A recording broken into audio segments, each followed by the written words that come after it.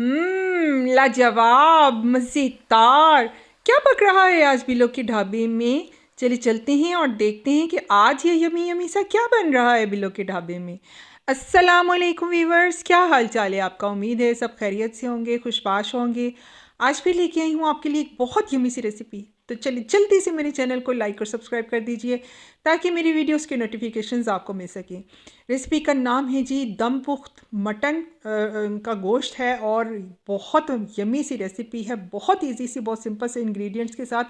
अगर तो आपको मटन जो है वो आपकी जान है और मटन बहुत पसंद है तो आपको ये रेसिपी तो बिल्कुल बनानी पड़ेगी, मस्ट ट्राई रेसिपी है।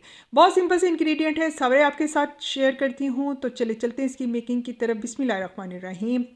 अच्छा, यहाँ पर जी मैंने मटन लिया है और ये रान का मटन है, गोडी का जो होता है ना, गोडी का मटन है। गोडी पार्ट होता है लेग वाला पार्ट बकरे का। वो 800 ग्राम है। कुछ पोटैटोज़ हैं, साथ सब्ज़ मिर्चें हैं, लहसुन है और बाकी क्या चीज़ें हैं वो साथ साथ मैं आपको बताती हूँ।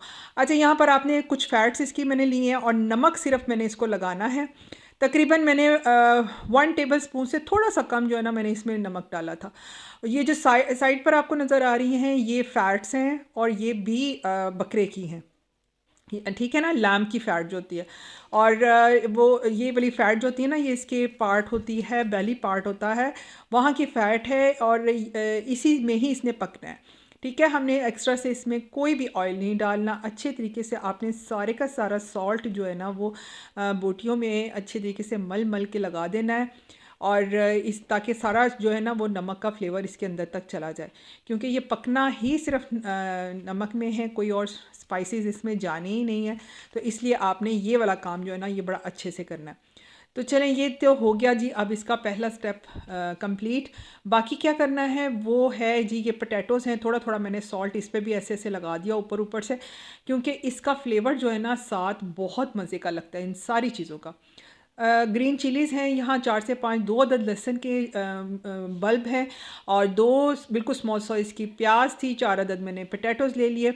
और ये है लेमन जूस। ये आपने 3 से 4 टेबल स्पून इसमें डाल लेना है। 4 टेबल स्पून मैंने थोड़ा सा लेमन जो है ना वो वेजिटेबल के ऊपर भी डाल दिया और बाकी का जो है ना वो मैंने इस तरह इसमें अच्छे तरीके से लगा दिया।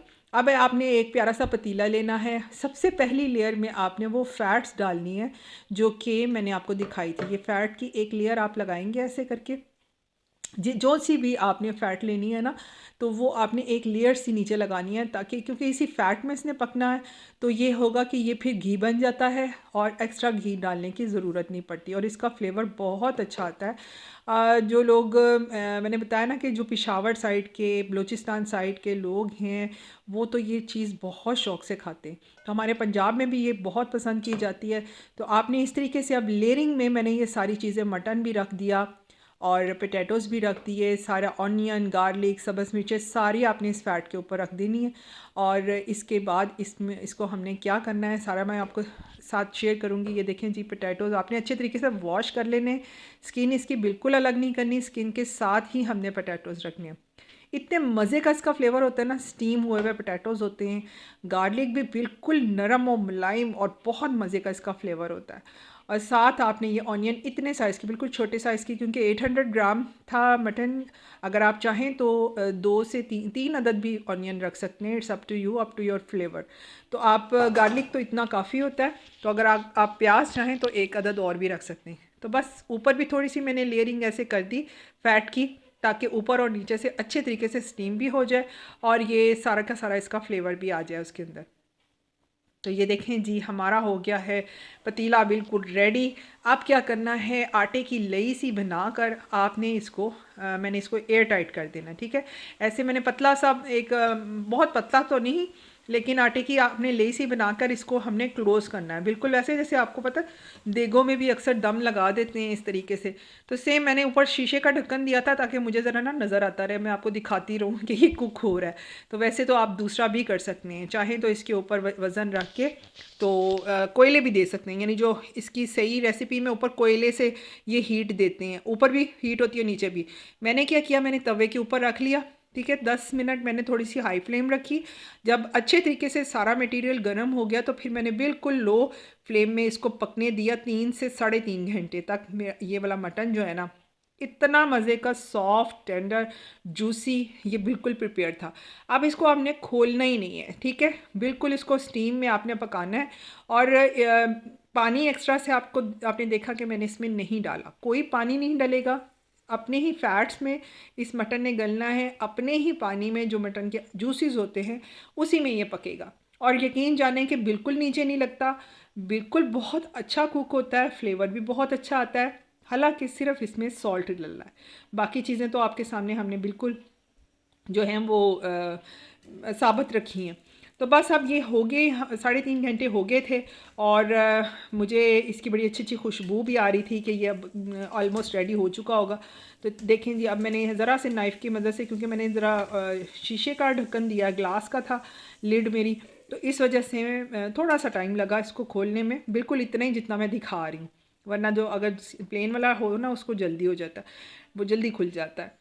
तो बस इसको आपने आराम से निकाल लेना है सारी की सारी लेयर को, और फिर मैं आपको डिश आउट करके दिखाती हूँ। ये देखें जी, मज़ेदार किस्म का हमारा दम पुख्त मटन हो चुका है रेडी।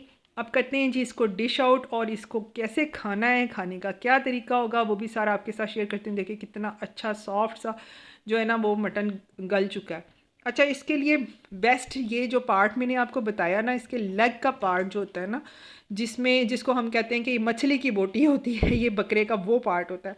तो वो वाले पार्ट से ये बहुत मज़े का बनता है। और बाकी आपने इसमें चांप्स और जो दूसरे वाला पार्ट होता है ना, इसका सीने वाला, ये कोई चीज़ नहीं आपने यूज़ करनी, ये वाला पार्ट यूज़ करना है और मलाई की तरह आपका मटन तैयार होगा। ऊपर मैंने थोड़ी सी ब्लैक पेपर स्प्रिंकल कर दी थी, एज़ पर योर टेस्ट। ना भी करेंगे तो बहुत अच्छा लगेगा। तो बस ऊपर कोरिएंडर से करें गार्निश, और इस डिश को करें इंजॉय, और मुझे दें दुआएं ठीक है ना। तो चलिए फिर मुझे बताना है आपने कि आपको मेरी ये रेसिपी कैसी लगी। फिर मिलूँगी इंशाल्लाह एक नई डिफरेंट यूनिक और मज़ेदार किस्म की रेसिपी के साथ।